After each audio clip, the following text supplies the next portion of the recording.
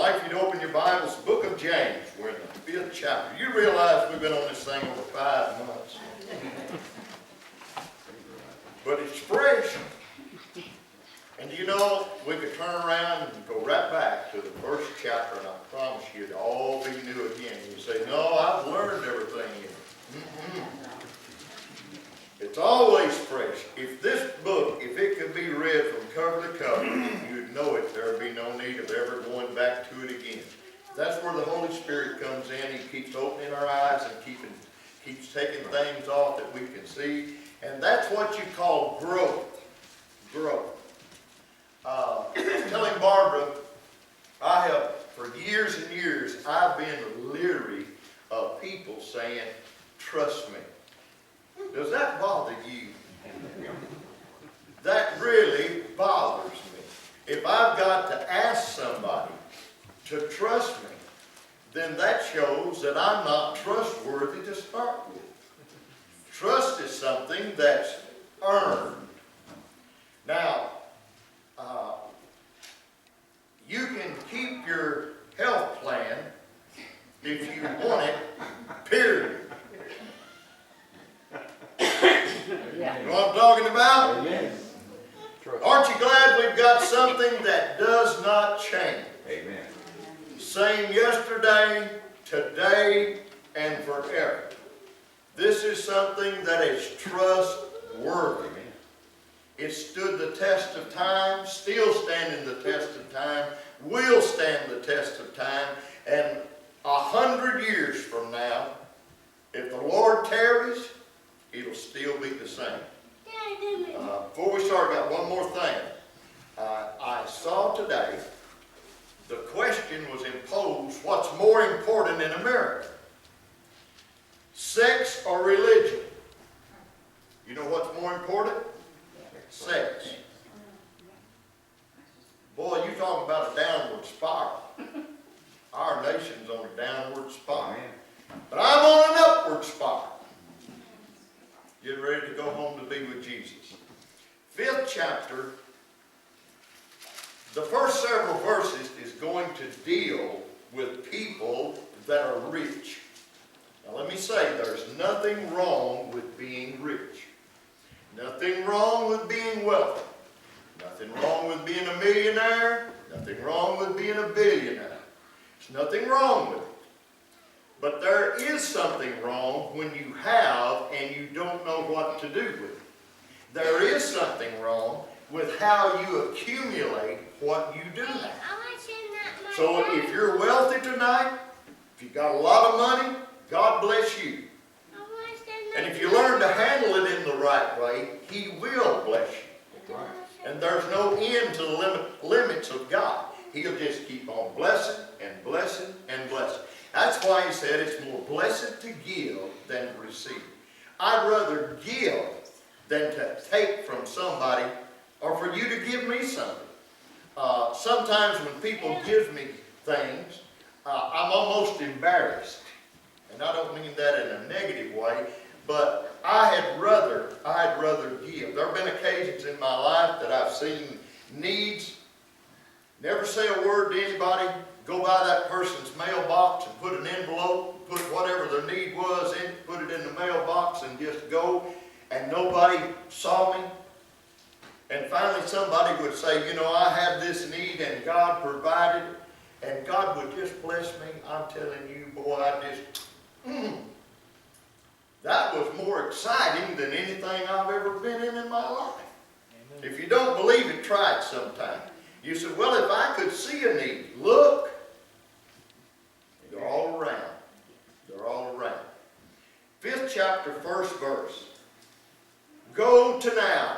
I want you to underline those 3 words. They mean the same thing that we taught a few weeks ago. And all it means is, now listen. When it says go to now, it means now listen. He's trying to get our attention. Ye rich men, weep and howl for your miseries that shall come upon you. Now this was inside the church. He's not writing to the people of the world, which it could be applied and taken in that fashion. It works in that fashion, but this is inside the church. I have pastored churches where I've had very wealthy people in it. People that could have bought and sold me 10 times over. Some of them were very generous, that they'd see needs they'd never flaunted. They would just give and no one knew where it came from. But now God is giving a warning. James is giving a warning because the church at Jerusalem had a lot of problems. They were doing a lot of good things, but they had a lot of things that was wrong. And James is trying to correct these things so that they could really do the work of God and have the blessings of God and the power of God in their lives and on their lives. So the rich people, he tells them that there should be a brokenness about it. When it says they ought to be crying, they ought to be weeping, they ought to be howling because of the harm that they're letting their wealth do. I didn't know wealth could do any harm. It can. And we're going to see how he uses it. Second verse, your riches are corrupted, and your garments are moth-eaten. Your gold and silver is cankered, and the rust of them shall be a witness against you, and shall eat your flesh as it were fire. Ye have heaped treasures together for the last days. I think everybody ought to make preparation for the future. You say, that's not scriptural. I don't think we ought to make preparation for the future to the place that we heap it up so with our savings that we start robbing other people of what they have. James is going to deal with this later on. I would be foolish, and you would be foolish, to go and eat every bite of food that you have in your house tonight, not having any money to buy for tomorrow. And you know that you could have saved half of it for tomorrow. When we went to Haiti, the first few years that we went there, this amazed me now. Their mentality is just today. They have no conception of tomorrow or what's coming. And the reason is, Papa Doc Jean-Claude, he was the dictator of that country at that time. Now, if I wanted to control you as a people, if you were I was your only source of what you learned, I would only let you learn what I wanted you to learn. And by doing that, I could control you. That's what Jim Jones did. That's what so many of the occults do, because they only feed you what they want you to know. And they preach it to you over and over and over again. So Papa Doc, he accumulated great wealth in Haiti while everybody else was living in poverty. At that time in 76, when we made our first trip there, the average wage in Haiti was $125 a year. 1976. The average middle class for the whole country, $125 a year. Now the mentality of a Haitian was to get something to eat today. And their main staple was a mango. And if they could get one mango, that was it. They just shut it down for today. They would eat that mango, and that was it. No preparation for tomorrow, no preparation, because they had been dictated to so long, that was it. Finished throughout. One of the things that I thought, do you know where the Louisville Slugger bat's made? Haiti. Port-au-Prince. I never was so shocked in my life. Went by, do you know what those Louisville Slugger bats sold for then and what they sell for now and what they was paying those people then and are paying them now? I don't know.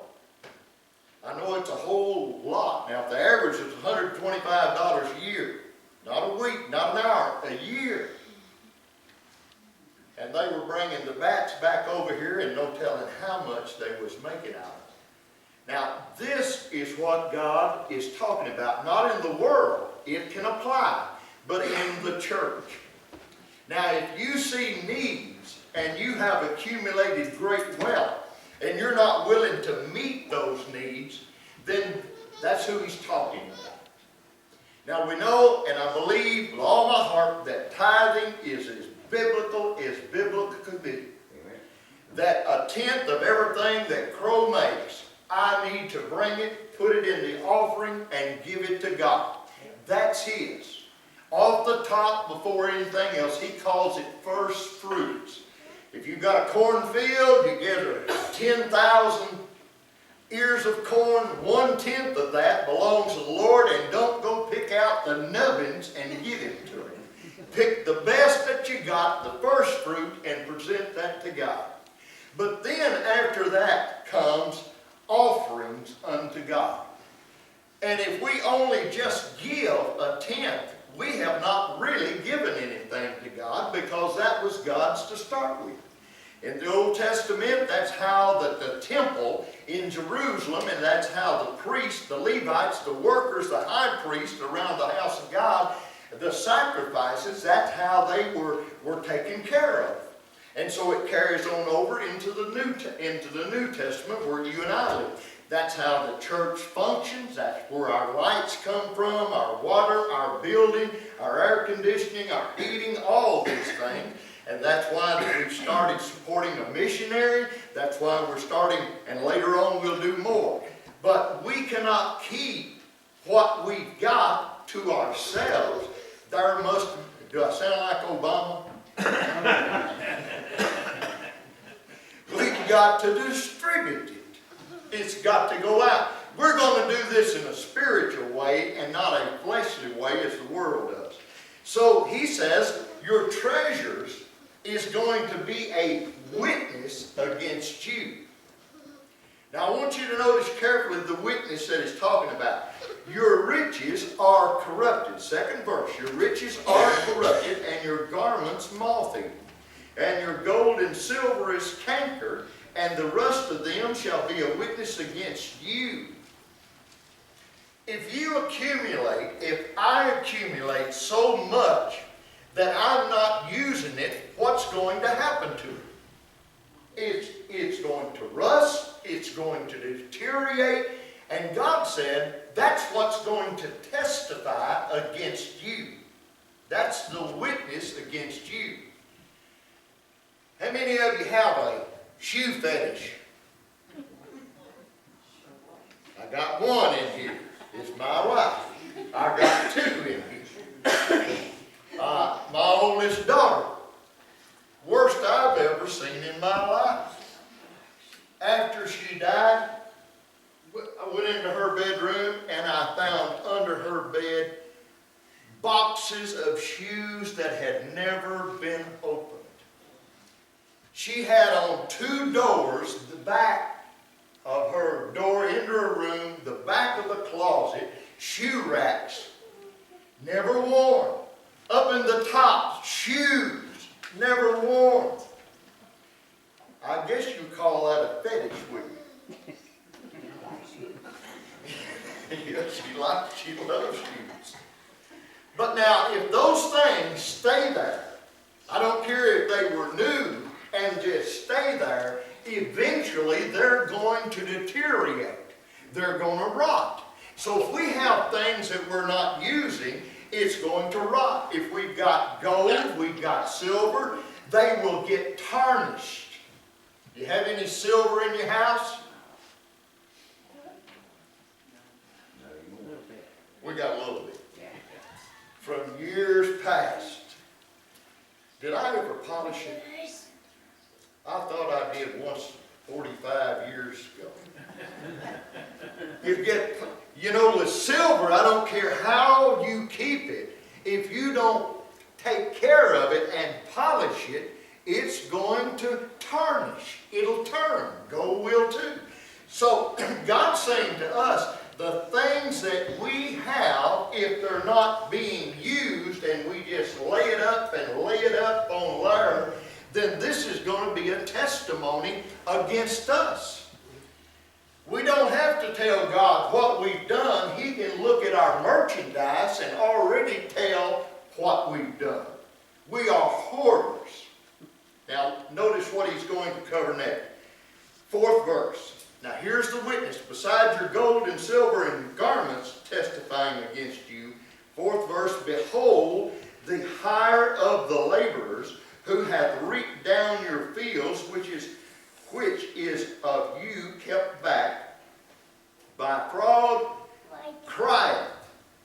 Now, if you hire somebody, I never did like to work for anybody. I did do public work till I was 24. From then on, I've never worked for anybody. I've always been self-employed. Never did like to work for anybody. Have you experienced that? Barbara and I, we always, we differed on this, but we loved each other. Oftentimes, well, at one time, she was promoted till she was head of the lab and had employees under her. And she didn't like that, because when she would get home, they had called her. And she'd have to go back to work. And then she'd come home, and there was a period of time when she set a cot up and didn't come home, because it was just about call year round. And I said, you know, I don't understand why you don't like it. She said, I like to punch in and punch out and leave it there. I never did like to be bossed. You say, do you like to be boss? Yes, I like to be boss. But I found, you like to be boss, Kenny? Nothing wrong with it. Nothing wrong with it. I guarantee you that I will work harder for myself than I will for somebody else. Right, Dickie? Yeah. Why? Because you know if you don't, it's not going to get done. If you're working for somebody else, you can slack off, and somebody else is going to pull your slack. Now, the people that he's talking about, now these were Christians. He's saying, there's a cry that's coming up to me because of what you're not doing. You're hiring people and you're not paying them what you ought to pay them. He also said that a hireling is worth his hire. So if you had $10 billion and you could juice somebody down to working for you for $5 an hour, you'd think that's a great deal in your eyes. And the world would say you're a shrewd businessman. But in the eyes of God, God said the cries of those people that you're hurting have come up against you. They need a raise. If you love me like you say you love me, then you'd love them like I love you, and you would pay them so that they could have a decent living. But instead of paying them, you're taking it and you're hoarding it and you're storing it up for yourselves. You say, why don't you preach that down at so-and-so church? Don't preach it here because we're poor people. Are you sure? Are you really sure? Listen, friend, I have anything that I want. How about you? If I choose to go to the Bluegrass to get me a Coke and a piece of pie, I can. That's being pretty wealthy, isn't it? Kind of what I figured. If I choose to stop up at Indian Hills and get me a Hershey candy bar, if I choose to go to Paducah and have a steak, what is it that I like? Now notice, if I had $1 million, what could I do that I don't do now? I sleep, I eat, and I'm clothed. What more? Well, I could have better than what could you sleep any better, eat any better, or be clothed any better? Your nakedness is covered. What more do we want? See, that's what God promised us. But if we're not careful, we'll get off into the flesh and we'll want to hoard and hold back and build up for ourselves. And that's what James is addressing. In the 4th verse, the middle part of it, and the cries of them which thou hast reaped and entreated unto the ears of the Lord of the South. 5th verse, and have lived in pleasure on the earth and been wanton. Ye have nourished your hearts as in the day of slaughter. Ye have condemned and killed the just, and he doeth not resist you. Our government has the purse strings. They can do whatever they want, whenever they want, and however they want. And those purse strings are tightening more and more. You know, I really wasn't aware of this till the last few months. You know, most of our senators and congressmen, and I'm not preaching on these fellows, but these are examples. They are lawyers and doctors. Most of those fellas have never worked a day in their life. Did you? And I've often wondered why. Now, if I had my MD license, I could probably make over $1 million a year in the medical field. And if I was an attorney, I could make over $1 million in legal fees. Why would I want to work with great criticism of the people when I could make $1 million a year running my own business? A man may go to Washington and not be a millionaire, but give him a year. And give him, why do you think they've got tenure in the Senate and Congress?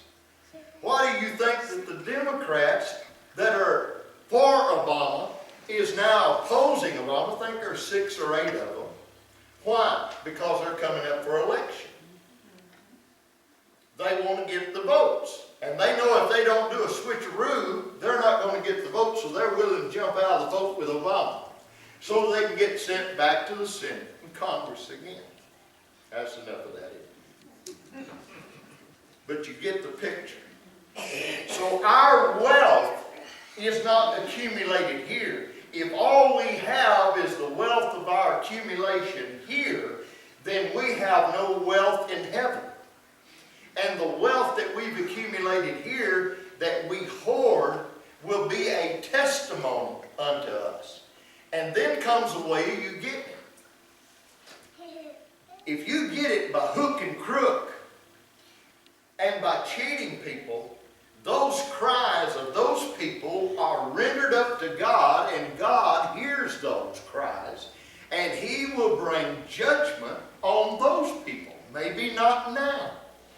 But at the judgment bar, there will be the things that are here on this earth will be brought before God, and judgment will be rendered there fairly by God. So now we've seen in the first 6 verses of the 5th chapter about rich people, and how that we as Christians ought not to let our riches accumulate. We ought to distribute. When we see a need, give it. Be there.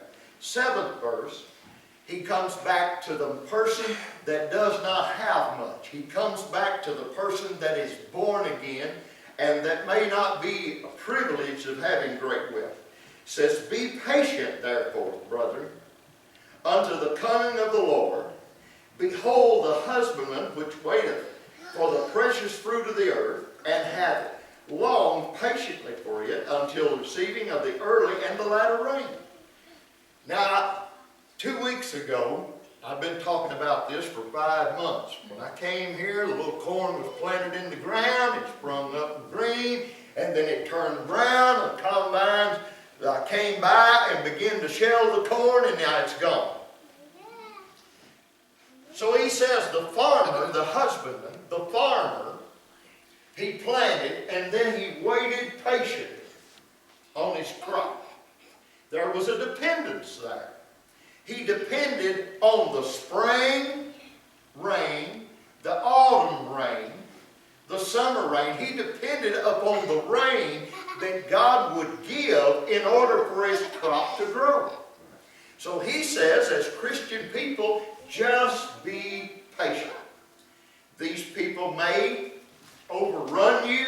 These people may mistreat you. But what they've done, they're going to pay for. So be patient like a farmer. Because this is a process from here to get us over to here. We're going to live that way. So be patient. 8th verse. Be ye also patient. Establish your hearts, for the coming of the Lord draweth nigh. So we ought to not be concerned. You can spend all your time griping about how people are treating you, or you can look to God and take the attitude of God and say, all right, that's all right. If you can live with it, I can live without it. Have you ever had that attitude? I've adopted that several times. Because you know what? I know payday someday. What goes around comes around. I had this thought today and I wrote it down. I've got little stickers stuck all over the coffee table. When I have a thought, I write them down, stick little stickers. So if you ever come over to the house and see yellow stickers on the coffee table, you know what it's there. Now, I had this thought today. It's a good thought for a message. May never get to preach it. I like the limbo. You know what it is? How low can you go? How low can America go? How low can a man go? How low can a woman go? How low can a family go? I don't like limbo. But America must. And most people must. Now that's just extra. That was a thought I had. So if I get to preach it one day, you'll know where it's coming from. So we ought to be patient. Establish ourselves. Read it. Pray it. Live it. Establish yourselves. 8th verse. Establish yourself in your hearts, for the coming of the Lord draweth nigh. We're waiting. Now while we're waiting, we are encouraged by encouraging other people. Keep reaping souls. Keep giving. Keep living. Keep doing the things for the honor and the glory of God. 9th verse. Grudge not one against another, brethren, lest ye be condemned. Behold, the judge standeth before the door. Now, I've had a problem with this through my Christian life. I don't know whether you ever have or not. Do you ever do anything and then somebody else does something a little better and you begrudge them? Just look at them. Who do they think they are? Oh, if I could, I'd just spit on them. You know, if somebody does something, they get a car better than yours, or a house better than yours, you know what you ought to say? Thank you, God, that you have blessed them so. Do you know what God will do in return for you? He will reward you. Why? Because your heart's right. Your attitude's right. Everything is going in line. But if you are belligerent and begrudge what somebody else has, how do you expect to ever be blessed by God? He won't bless you. He'll just withhold the floodgates from you. He'll build a dam, and nothing's going to splash over it to you. So don't grudge or begrudge. 10th verse. Take my brethren, the prophets, who have spoken in the name of the Lord for an example of suffering, afflictions, and of patience. If you look back all through the Old Testament, the men of God were persecuted.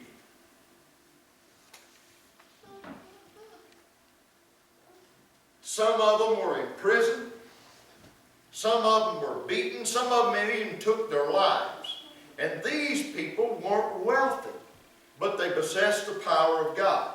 So the Old Testament prophets are to serve as an example. 11th verse, behold, we count them happy which endure.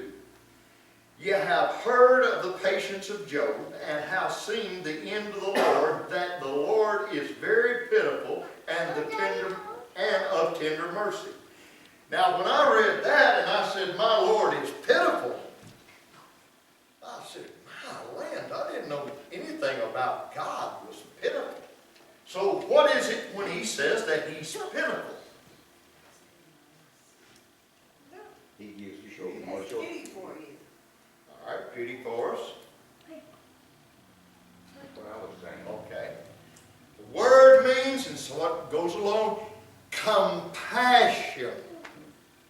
That's the word that's rendered. Pitiful, it means compassion. He cares. He really, really cares. I know after my wreck, I went through and have gone through a lot, and then with Barbara and with Tracy, I got so angry with God, I did everything but cuss him. And I even thought about that, but never did. Angry with God. But then I realized that all things work together to good to them that love God according to his call and his purpose. So God has a purpose, God has a call, God has a plan. He has to mold and shape our lives to where we conform to that, but he's compassionate. Now, have you ever had an unruly child?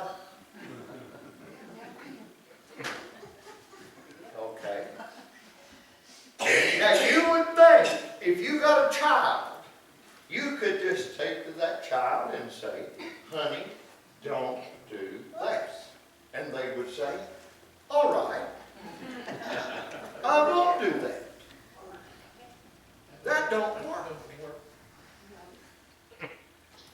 Sam, our youngest, she'd call and she'd say, Mama, I could not have been that bad. Our grandchild is named Jordan Brianne.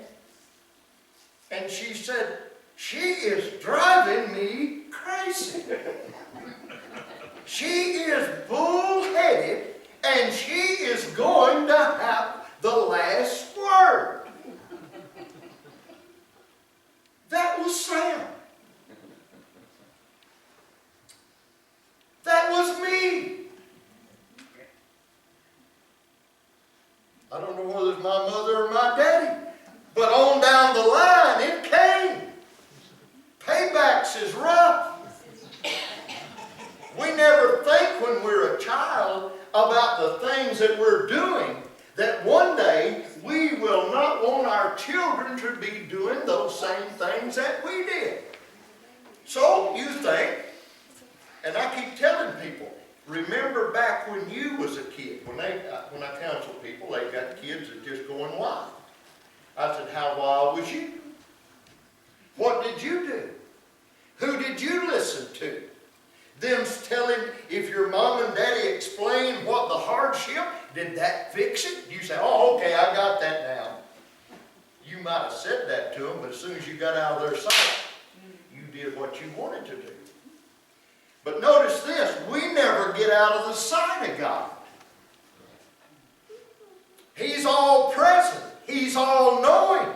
And if we think we fooled him, we better pull up, park a while. He knows. And so sometimes God will set barricades in front of us. Always knew what the girls was doing and never knew a thing. I'd always, after Saturday night, Sunday morning, sometimes Monday, I'd tell them, I'd say, all right, you better tell me the truth because I already know I've already got a phone call, which I was lying, I didn't. And I already know. And the best thing for you is to come clean. They'd spill their guts. Our girls was grown, and they asked me one day, Daddy, who was that telling you everything we did? You know why I knew? Because I had done it before they did. I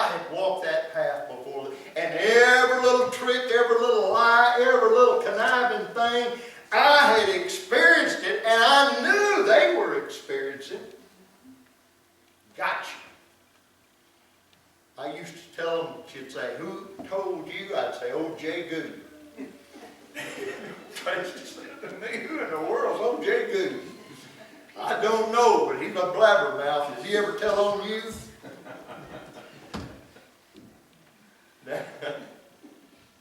So we have a compassionate Lord. 11th verse. Behold,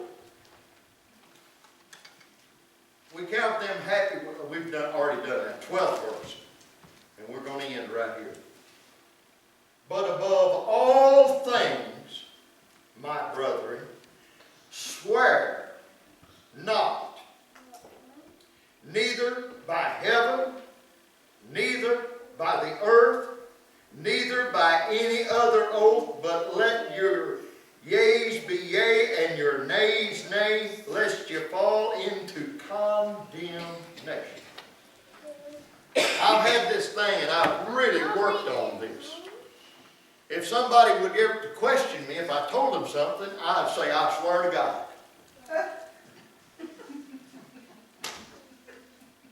I'm the only one in here. Surely you've never done that. Surely not. Now what were we trying to do? We're trying to convince somebody what we're saying is right, and so now we're going to get God in on it. We're swearing by God. Let me ask you a question. I've been looking for this. Maybe you can help me out. How big is God? Have you got it? And here's what I came up with. What does he say that his footstool is? The earth. This massive thing that we live on that's whirling around, if that's his footstool, how big's his chair?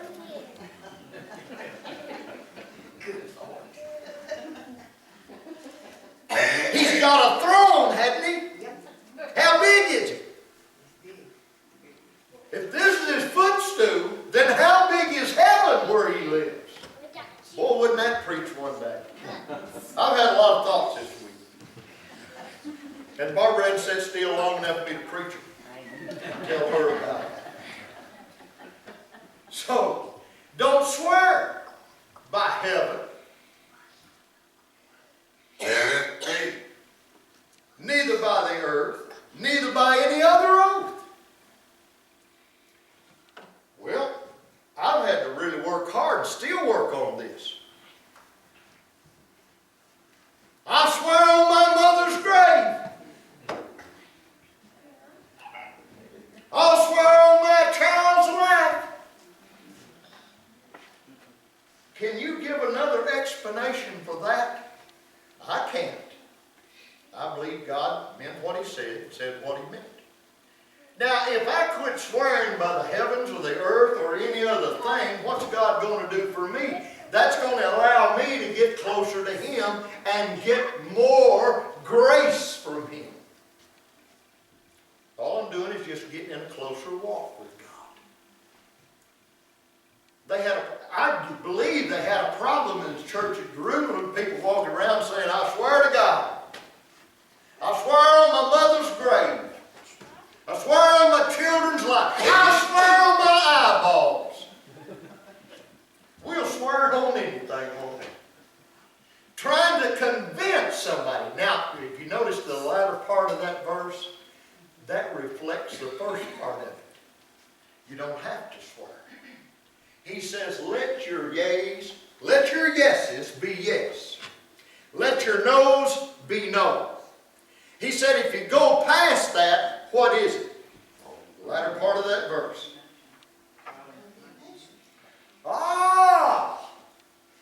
Who is being condemned? The person making the oath. I'm being condemned. If you ask me a question, and it deserves a blunt answer of saying, yes, this is one thing I don't remember very many things remember what my daddy looked like. But there are a lot of things I can remember him saying to me. Daddy never was talkative. Do you remember him talking a lot, Mary Ann? He never was talkative. You know, his yays was yays and his nays was nays. But when he said nay, brother, you better nay. There wasn't no, he didn't say it 2 times. 1 time, finished. Everybody needed Daddy like, if Daddy had lived, me and Mary Lou would have turned out like we did. I promise you. I've been an old man. She'd have been an old maid school teacher, and I'd have been in a priesthood or a monk. That was cut and dry. I wouldn't have grown up and lived and did some of the things that I did. Barbara and I have had this disagreement for 48 years. Soon we'll be 49. Barbara has this conception that I try to entrap her. That every question I have got, that I ask her, there is an ulterior motive behind it, that whatever she says, I'm going to come back and slam her with it. You ever think about that? And I have asked her, just tell me, just yes or no. Well, I can't do that. She got to give some. I would love to ask question Obama. I would love to. First thing I'd say to him, tell me, are you born again by the Spirit of God, and have you been washed in the blood of Jesus? Amen. You're still alive. I don't want any rhetoric. Yes or no? I watched the Senate some. Those guys know how to play dodgeball, don't